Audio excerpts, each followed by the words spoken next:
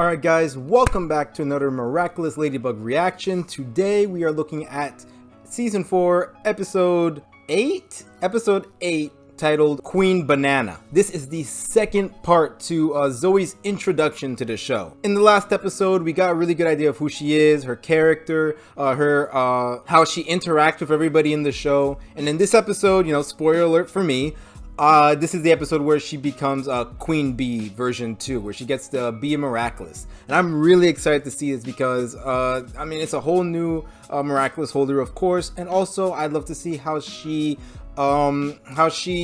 acts with this new responsibility. We saw Zoe's version of Queen Bee. We saw how she reacted, how like her hubris, I think the word is, took control of her, and how she put a lot of people in danger because she wanted to be the hero. And then we saw how, you know, Marinette just never gave her the Miraculous again because she doesn't trust her. And also because Shadow Moth knew her identity. But I think also because, you know, she almost destroyed a train just trying to look like the hero.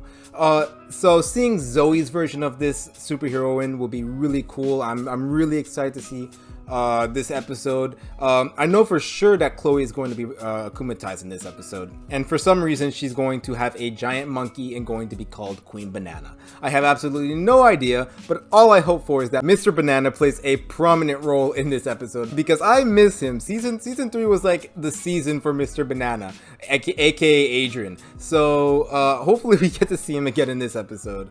Yeah, so not gonna waste any more time. Thank you guys for watching. I really appreciate it. If you guys end up enjoying this reaction, then you can like the video, comment, subscribe. All those things really help me out and help with the algorithm, and subscribing lets you guys know when I upload next. So yeah, not gonna waste any more time. Let's get into the episode. Oh, is this for the movie? Hey! Of course, Marinette would be the one in charge of costumes. Oh, it's a lot bigger than I thought it was gonna be. Clara Contard. Oh, who are you? Hey, it's Thomas! I completely forgot that he was gonna be in this episode. Oh, that's amazing. Yeah, he is very involved. Not this guy again. He's the worst. Why give him jobs? I thought someone threw it right at her face. How did she move so fast? Oh yeah, she lives close to the school, I think. You're not sending anybody anywhere. That's right, you can fight her. You can fight her and it'd be completely fine. Oh, there it is. There it is, it's back. What? You're not gonna kick her out! Stop saying that! Yes, talk more about that.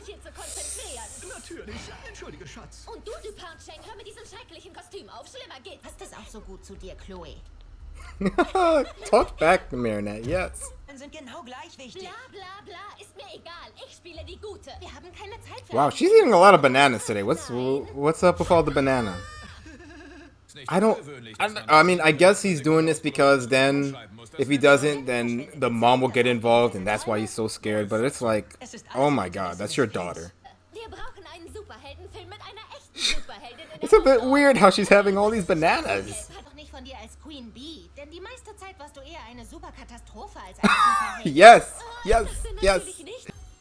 The shame. Why would you want to dress like that? If you want to look like a fool in your own movie, go ahead. Hey, you're not wearing all the bananas on your skirt. Come on, and exactly how you imagined it. Also, is Nino the writer for this show? I mean, for this movie? I didn't know that he could write. Oh, Adrian's in this now. You know that family loves films. What do you want to do? Akumatize someone? How? Oh, jeez. Exactly. If you want to pay for that CGI, go ahead, you know. Use daddy's money, aka the city's money. Where is she going? It's been a while since I've been this upset with Chloe. Like, it's been a while. Hey, let's go! Class president taking charge. Hey. So dynamic. A little bit of what's it called? Post effect? Even Gabriel likes it. Alright. After effect, that's what it's called. What did I say? What did I say before? Hey, that's what Ladybug says. I wonder if that's hinting towards something. I feel like in these sort of things, you gotta look at like all the colors, especially like the green and red. How like it reminds me of Star Wars, but at the same time, you know, green and red is Ladybug and Chat Noir. Chat Noir turning evil? Adrian did a good job pretending to be asleep. Definitely. Aber vor allem ist es im Interesse meines Plans. Chloe ist immer eine erstklassige Quelle der Inspiration. Gabriel, you're still live. They can hear you. Hey, we didn't see this transformation in a while either. Since like episode 1. Pinnacle style. Hey, du dich bei allen entschuldigst. Oh. Fieber, Sie haben meinen Film ruiniert. It was never your movie. Es war der wir sonst keine Freunde mehr sein können. Du bist genauso lächerlich wie der Film. Das war's. Oh. Is this permanent? That's pretty big. Is this permanent? What's wrong with Shadow Moth's voice? It's like he was watching too much Harry Potter and tried to turn into Voldemort. Oh, there's her car and her giant monkey. So now we know why she turned into Queen Banana. I mean, I say now we know, but this whole thing is very weird. I don't know why you'd want to be this for a super villain. What? Turn him into bananas. Stalls have been used a lot in this season. Turning people into pigeons, turning people into bananas. Next thing you know, they're going to be turning people into water bottles. Oh no, she's going to go try and sacrifice herself? You ridiculous cat.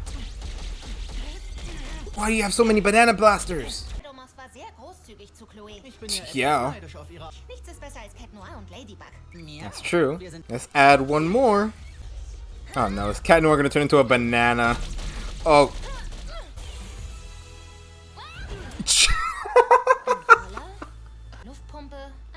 Wow, you got kitted out this episode. I don't believe you. Alright.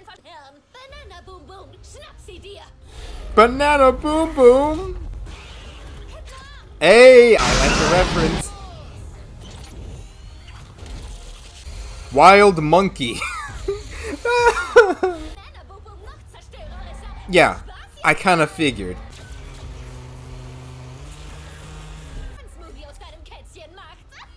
That's kind of dark, but okay. Look at that. Her second episode here, and she's already a Miraculous holder.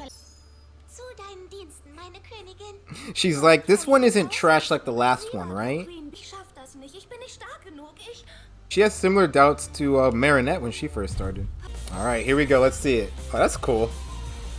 Now, I've seen the costume, and honestly, I like Chloe's better. But this transformation is a lot better than Chloe's. And Chloe's was really good, too.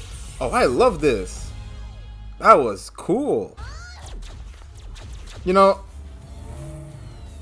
Chloe... Oh, okay. Smart. Smart. I was going to say, Chloe's not the smart... I love that. Chloe's not the smartest, but I think she'd realize who Queen Bee was if they both came out at the same time. Hey, nice. Queen Bee?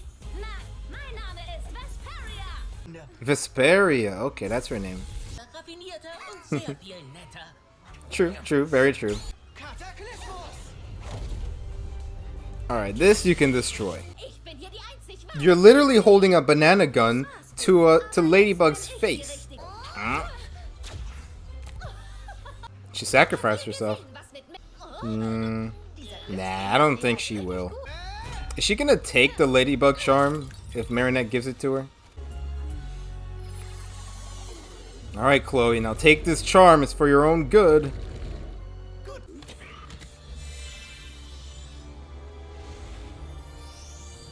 It kinda looks like a bee.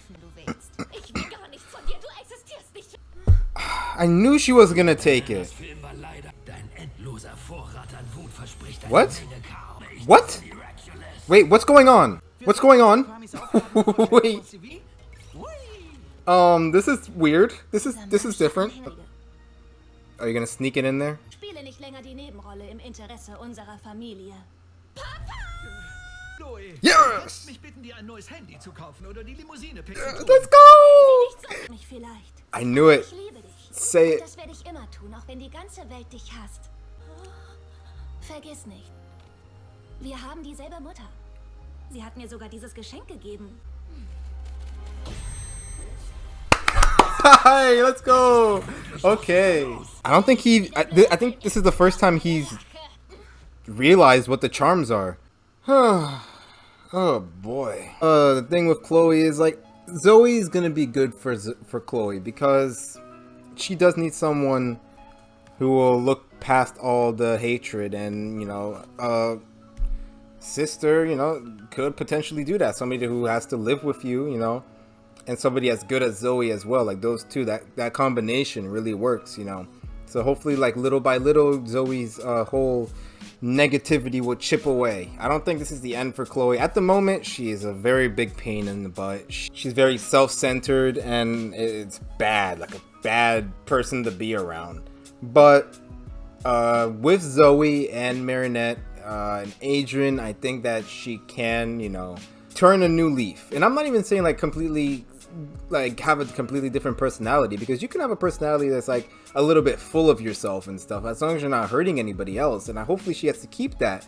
But at the same time, I mean, like she's really like, I feel like this is like such a peak point for her. Like she's mad at everybody. She's mad at her sister. She's mad at her dad. She's mad at Adrian. The fact that she's mad at Adrian, like just feels like just like a peak point in Chloe's development. So hopefully we'll start to see her negativity go down after like all of this. But yeah, now it's time for the breakdown. So I'm going to review the episode and get back to you in a second. So I wanted to start off this breakdown with going just right into it and talking about the movie that the class is making. This comes right after finding out that Andre was a director slash producer back in the day. Like, remember that he was the one that produced and directed Emily's film. Yeah, Andre played a big role in that, and he mentions that here and there in this episode. Like, he tries to explain his time directing Emily's film, but everybody keeps cutting him off. So you know, Thomas and the rest of the writers, they know what they're doing. They know that they're teasing us and that we want to know more, but they won't tell us. Hopefully we do get more, just not right now. But you know, there's some shows that do that, like they leave that an open-ended question, but this one definitely better be answered. But yeah, I think that was really cool. We also know that Zoe wants to be an actress, so she did a lot of acting in this episode, and like she did what she loved. So yeah, we got to see, we're getting a lot from Zoe. Something that takes a while with all the other characters, like Kagami. It took like what, 2 seasons to find out that she can draw. Here, like, we already seen that she's an actress, that she's trying to stand up for herself, that she's scared. We're just getting like a lot faster development with Zoe, and I wonder if that means something for the future, or if, like, you know, she needs to catch up with everybody else. So we have to quickly sort of go through her character. Either way, I do like it. I do like that right after the last episode, we got into this episode, and acting played a very prominent role in this episode. So we see Chloe here, obviously jealous of Zoe, and Sabrina's right next to her with that bowl of bananas. Like, apparently out of nowhere, bananas became very important to Chloe, because she has Sabrina next to her, feeding her, like, she has like 4 bananas in that bowl, which is ridiculous. She's very jealous of Zoe, especially since in the last episode she was like, you better stay out of my way, and then now she's acting in a film that like Chloe apparently didn't even want any part of. So I don't even know why she's upset, but nonetheless, she sees Zoe in a prominent role and she wants that role. So yeah, this episode very much focused on Zoe standing up to Chloe, and they didn't really drag that out too much. Like, I like how it just took like these 2 episodes for Zoe to be like, you don't get to talk to me like that. But we see in the beginning of the episode that she's very scared too, especially with Chloe continuously threatening to kick her out and send her back to New York, which is not something that she can do, especially since, you know, Andre wants to have Zoe here. So even if Chloe and her mom wants Zoe gone, which I don't even know why Audrey would want Zoe to leave. I feel like we definitely see Chloe and Andre's influence like show off a lot more in this episode. Like she just constantly asks, not even asking, what am I saying? She's constantly calling for daddy to make this happen and make that happen. So we definitely see her abusing that power a lot more in this episode, and I feel like just everything was cranked up to 100 in this episode. Like Chloe's anger, her jealousy, her abuse of power, all those things I felt like was just cranked up to 100 because, like I said in the reaction, I feel like this is like an extreme point for her. Like she's reached the tip of her just anger and jealousy and everything, and then now it's all gonna come crashing down. So I think hopefully when it comes crashing down, she, like, her anger and all that stuff will like subside, and then she'll be able to like have a normal relationship with everybody as opposed to having an antagonistic one. So something interesting here, like, I don't know why, but like this, the way that this was maybe shot or something, like this close up right here, and then Marinette, like, you know, angry and stuff, like I feel like this was like, I don't know why, but for me, I feel like she was like really close to like getting akumatized maybe. And we've seen that it's possible for her to get akumatized, but who came into her rescue? It was Zoe. So I wonder if she's gonna play that role, you know, a lot more. Maybe when Marinette or somebody gets angry, she'll be there to try and like calm them down and things like that. And we see that in Guilt Trip, especially, like, you know, the characters noticing that others are in a bad mood and maybe even aware that they can get akumatized, they calm them down, they talk them out of a lot of angry situations that in maybe like season 1 they would have ended up getting succumbed to, like an akuma attack. So I do like how the characters are doing that. I wonder if Zoe's going to, like, if that's going to be like not her main role, but like if that's going to be like her characteristic, somebody who like is able to calm somebody down and talk them like out of feeling negative thoughts. I wonder if Nino's the one that wrote this script though, because we see when Chloe's like continuously asking for like new changes and all that stuff, the one that's there to like change it, the one that's always like writing things down, it's Nino. So I'm wondering if, like, you know, and everybody else is around him, I wonder if like he's the one like writing, or maybe he and Thomas are writing, because you can see Thomas, well, actually Thomas I think is just commenting on how it's unusual to change the script right here. But I wonder if Nino basically is the one that's writing this, and I wonder if this is going to play a part in the future. I keep saying that for like almost everything, but I wonder if this is going to play a part in the future, or if this is just like a growth of his character, you know, that he's also like somebody who likes to write. We know he likes music, so maybe he also likes to write as well, which would be cool. Like, I like adding more things to these characters, especially Nino, because we don't really see a lot of Nino. Like the last time he's been, honestly, like the last time he was prominent I think was in the New York special and that was back in August of 2020. So we have yet to have a moment, an episode focused on him. And honestly, I think like, no, I don't think like I think Ivan is the one out of everybody who has the least amount of like character moments in this show. So I won't say that Nino does, but like it would be good to get an episode with Nino. I hope we get one soon. So yeah, later on, after like all the changes, one of Chloe's changes was that she felt like the stakes weren't high enough. So what did they do? They got a damsel in distress in a cage for the heroine to save him up in the air. And who better than Adrian Agreste?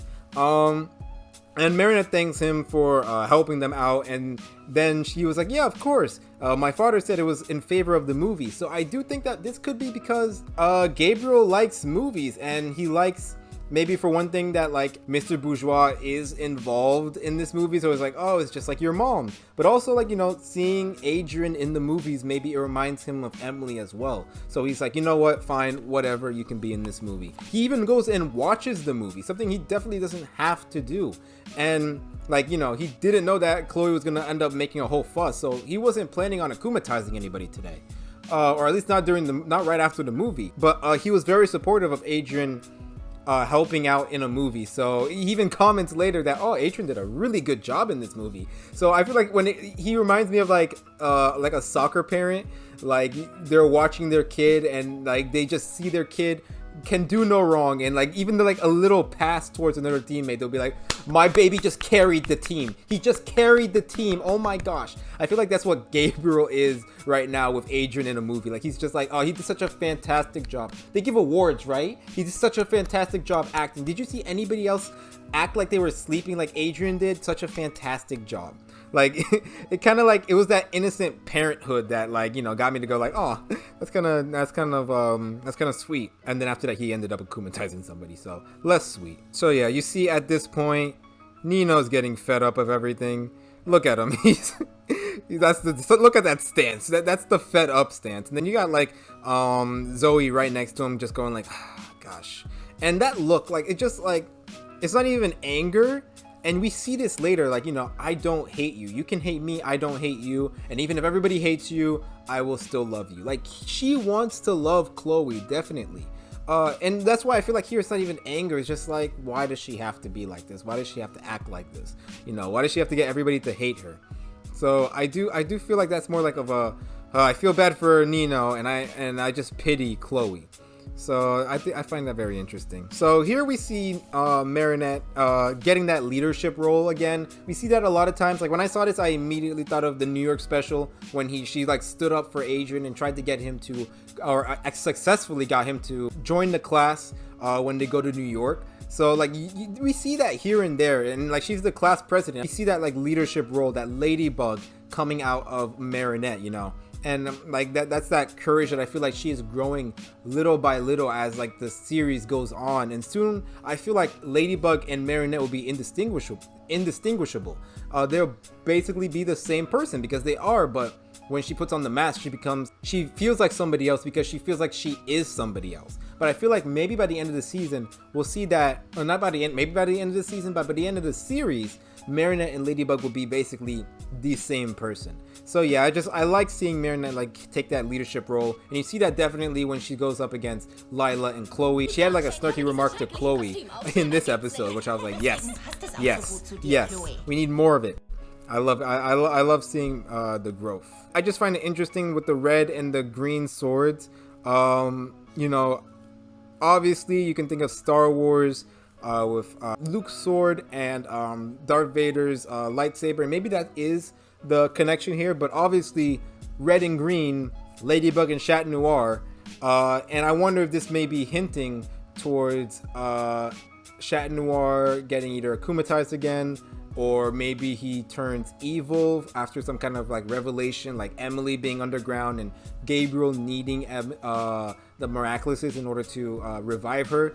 Like if Gabriel goes like, I can revive your mom, there's a good chance that Chat or Adrian would be like, I have to do this. So I think that this maybe could be hinting towards that, and it's a big possibility.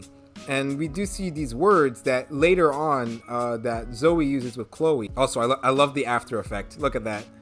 That means they edited this movie all in one night. That's crazy. But so we see here, why did you wake them up? Creatica.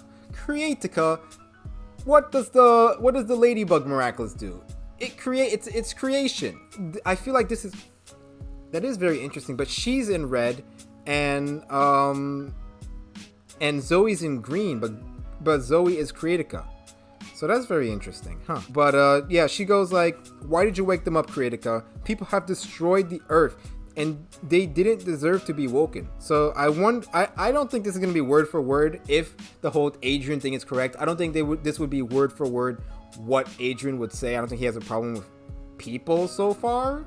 I mean, people have definitely let him down in the past, but I don't think that I don't think he's gotten that far as to just like blame the world, you know? You are wrong. Yo, her name is Destroy. That's not an actual name, so I can make a mistake here. But her name is Destroycia. I don't know. Destroy creation? Like, I know it's like very generic, but at the same time, what does Chat Noir's Miraculous do? What does Ladybug's Miraculous do? I wonder if this might be hinting towards it. This could be hinting towards it. That's very interesting. Oh boy, I might have to make a theory on that. Which is kind of sad because I don't want Adrian to be evil. But she goes on to say, every one of these people have the hope inside them to create a better world. You know what this also could be hinting towards? Marinette getting akumatized and Chat Noir having to use the Ladybug Miraculous to save her. Maybe that's another hint towards what's going on here. Because Chat Noir is green, Adrian is green. you know, but while Marinette is red. But maybe the roles had to reverse, and because Marinette got akumatized. You are exactly like them. I hate you. You may hate me, but I love you. And then yeah, she says the stuff that she says to Chloe later. And you see, what chat would definitely say this, and I will always will, even if the world hates you. That is such a, oh my god. Oh, this has to be its own theory. I mean, I feel like I'm making the theory right now, but I definitely have to look into this. This could be a hint. This, which is a pretty big move. A pretty big move. So Adrian reminds her, well, first Adrian goes like, I think you should apologize. And then she's like, are you sick? and then he goes, do I have to remind you that I said that you wouldn't, I said that we'd stop being friends if you continue to act horrible to people. And he kept his promise. We see Adrian stand up for his friends when it really counts, you know. He did this with Lila. He like nearly looked like he was threatening her. And then here he does that with Chloe and goes like, I told you I'd stop being friends with you. And then Chloe, being so just like, I feel like just so in her head, you know, so like just angry, she just goes like, you know what, fine, whatever, you're not my Adrians anymore, I'm out.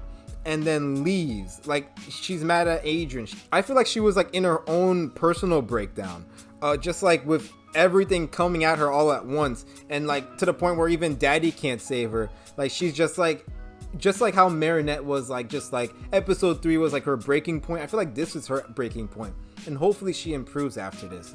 But we will see. We will see. She gets akumatized. We know the rest. We know all this stuff.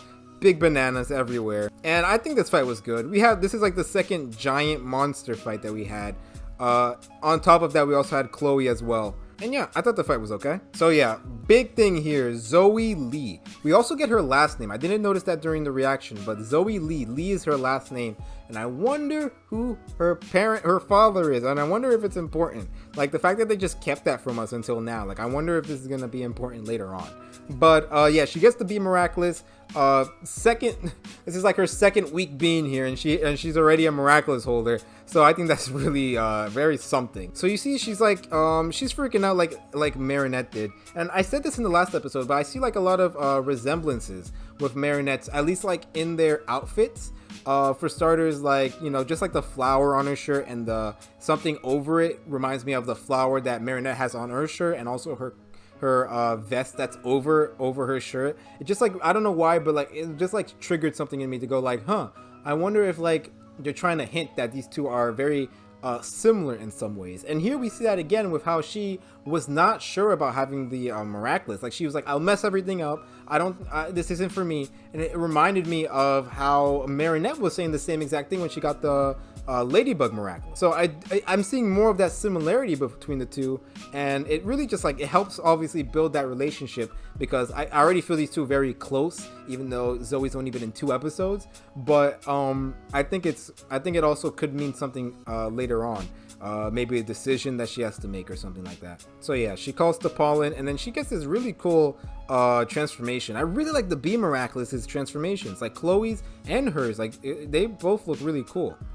And you see them separating at different points, because Chloe might not be the smartest, but she's not a complete idiot. She would tell who, if Zoe went into a room and then Queen Bee, or I forgot her name, something with a V, but if a superheroine comes out, I'm pretty sure Chloe would be like, I'm pretty sure I could put 2 and 2 together now. So yeah, she loses, and that's the end of that. One thing I want to bring up is the fact that Chloe didn't lose her memory. Everybody else who's been akumatized loses their memory and forgets what they did as a villain. But right away, we saw Chloe like remember everything. Like, she immediately just goes right into it. I hate you, Ladybug, and you, Vesperia. You're only a fake version of Queen Bee. Like, she immediately knew what was going on. She immediately saw Vesperia. She remembered Vesperia's name, and then just like went like, you're a fake version of me. Like she said in the last episode, you're just a copy of me. She says that in this episode, but to Vesperia, not knowing that that's her sister. But I just find that interesting that like Chloe like immediately just came to and remembered everything, when everybody else was like, what's going on. I don't remember everything. At least I'm pretty sure. I wonder, is that a mistake, or is that like, does that mean that Chloe has a more handle on becoming an akumatized victim? And does that mean we're going to see Chloe get akumatized again on purpose? I wonder.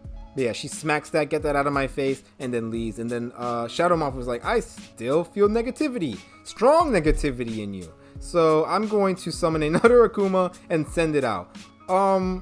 Wow. Okay, first of all, that's definitely not something that he usually does, but I guess that's because his victims calm down afterwards, or they're just so confused that they don't have negative thoughts. They feel like all over the place, so they can't like produce negative thoughts, unlike Chloe, who like immediately just felt negativity. But Zoe says, don't worry, I know how to get that charm to her, and tricks her into thinking that her mom is the one that gave it to her. And I wonder what that's about, because she saw Marinette with the charm. Does she think that Audrey wants her to have Ladybug's charm, or does she think that Audrey bought that charm for her? It's a little bit confusing there. But yeah, Zoe stands up for herself. We see she's like, I'll no longer play a supporting role in our family, which I take that to mean she's not going to take anything from Chloe. She's not going to take anything from Audrey.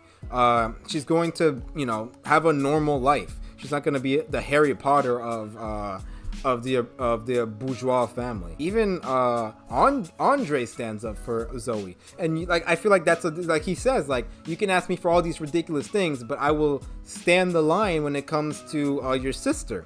And I'm like, that's such a great moment, and I asked for this in the last episode. I was like, please give them more moments like these, and we're seeing that. Like, Andre really likes Zoe, so I like how she's like, you're not gonna bully your sister anymore. I really do like their relationship. And just like seeing Andre be more confident in himself, like having him like be a big part in this movie, something that he wants to do, having him protect Zoe. I really like this change in Andre, and hopefully we see that in Chloe as well. But like I said before, it's really cool that we're seeing Andre like step up like this. It's about time. She even gives her a hug, which is like, look at Chloe's face. She's like, I don't know. Usually people are just like more angry at me. They don't usually hug me after I go off on them. So I'm hoping maybe we'll even get a return of Queen Bee. Maybe Chloe will have to save Zoe. I just realized those two names rhyme. But maybe Chloe will have to save Zoe and become Queen Bee. I do hope that she gets her leaf turned around, because at the moment, like, she's utter trash. But hopefully she can get better. And like I said, you know, there's definitely hints to a bunch of stuff. You know, her being so insecure that she's willing to put everybody else down in order for her to look impressive. You know, her fear of her mom leaving, like all those things, like the neglect, everything. All these things created Chloe. But that doesn't mean that has to be her forever. So hopefully she is not like that forever, and we get a change. So yeah, we see anybody that has this charm close to them, they're protected from an Akuma. So, and I think this is the first time that Gabriel noticed that his Akumas don't work against the charm. And I feel like he didn't even know about the charm back then, because he never tried to Akumatize somebody with a charm. So I think now he's gonna be like, wait, what the heck is everybody wearing? What are all these charms doing here? And I wonder if maybe he's going to get himself akumatized on purpose in order for him to get a charm himself. And then he's going to maybe analyze it and maybe find a way around it. Or I don't know, maybe do something. Maybe turn the charms against Ladybug and end up having everybody get akumatized again, like in the last episode of season 2 or something like that. But I feel like this is now a turning point. Him realizing about the charm, this is going to matter in the future. So yeah, I'm just interested to see what he's going to do now that he knows that these charms exist and that he's slowly losing power in Paris. Because once everybody has these charms, all he has is what? Natalie, Alia, maybe Chloe, like himself. His numbers are definitely dwindling. So yeah, that was Queen Banana. This was a really good episode for Chloe. This was a very good episode for Zoe. And I guess this is the end of their little two-parter. I wonder if Gabriel Agreste, the episode Gabriel Agreste, is going to play a big role in their relationship as well. I doubt it. But yeah, that was a really good episode, and I can't wait to see more. Hopefully we see more of Zoe interacting with Pollen, and becoming Vesperia a lot more. And yeah, this was a really good episode. I can't really say anything more than that. So thank you guys for watching. I really appreciate it. Like I said before, please subscribe, comment, all those things. Like, it really helps with the algorithm, gets more people to notice these videos. And I will see you guys next time. Until then, bye.